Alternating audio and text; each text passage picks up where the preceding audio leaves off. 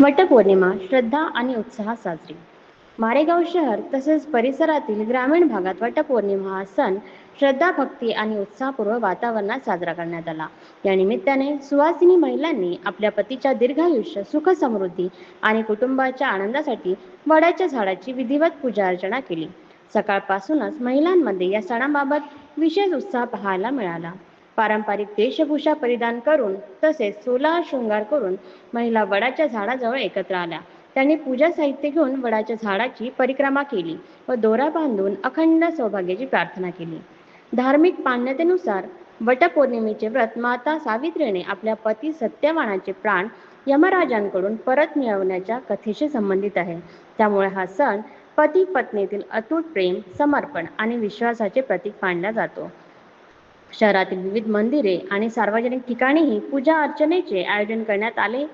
महिलांनी व्रत ठेवून कथा श्रवण केले तसेच एकमेकींना सणाच्या शुभेच्छा दिल्या. संपूर्ण परिसरात धार्मिक आणि भक्तिमय वातावरण अनुभवास आले.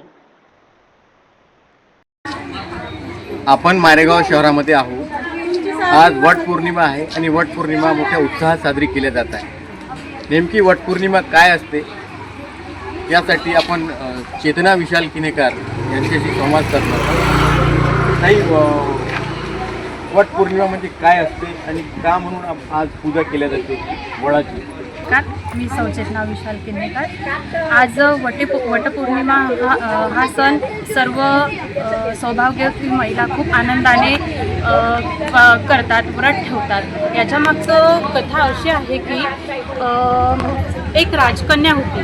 ती विवाहासाठी एक राजकुमार शोधत होती आणि तिने एक वर शोधला. त्यांचं नाव होतं सत्यवान आणि सत्यवानाशी लग्न होणार होतं त्यांचं आणि ती होती सावित्री, तिचं नाव होतं राजकन्या. त्यांचा विवाह ज्यावेळी ठरला होता त्यावेळी नारद मुनींनी एक भाकीत केलं होतं की सत्यवान यांना फक्त 1 वर्ष आयुष्य शिल्लक आहे.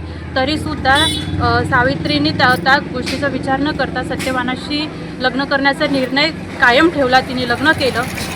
त्यांच्या विवाहानंतर 1 वर्षांनी जेव्हा सत्यवान लाकडं तोडण्यासाठी जंगलात गेले होते तेव्हा लाकडं तोडताना त्यांना एकदम चक्कर आला आणि ते खाली पडले. त्यावेळी सावित्री तिथे होती आणि तिने यमराजांना सामोरून येताना बघितलं.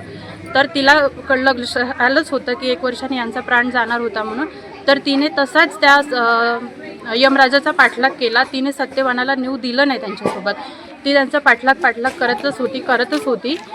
ते यमराजांच्या लक्षात आलं की ही एक निष्ठावान पत्नी आहे, त्याच्यामुळे आपण हिला काहीतरी वरदान दिलं पाहिजे. म्हणून यमराजांनी त्यांना सांगितलं की तू 3 काहीतरी वरदान माग जे मी तुझं पूर्ण करेन. त्यावेळी सावित्रींनी खूप चातुर्याने त्यांना 3 वरदान मागितले. पहिलं वरदान असं होतं की माझ्या सासू सासऱ्यांचं जे गेलेलं राज्य आहे ते वापस यावं आणि त्यांची दृष्टीसुद्धा वापस यावी. यमराजांनी तथास्तु म्हणून त्यांचं ते एक पूर्ण केलं. दुसरं वरदान त्यांनी असं मागितलं होतं की माझ्या पित्याला पुत्ररत्न प्राप्ती व्हावी.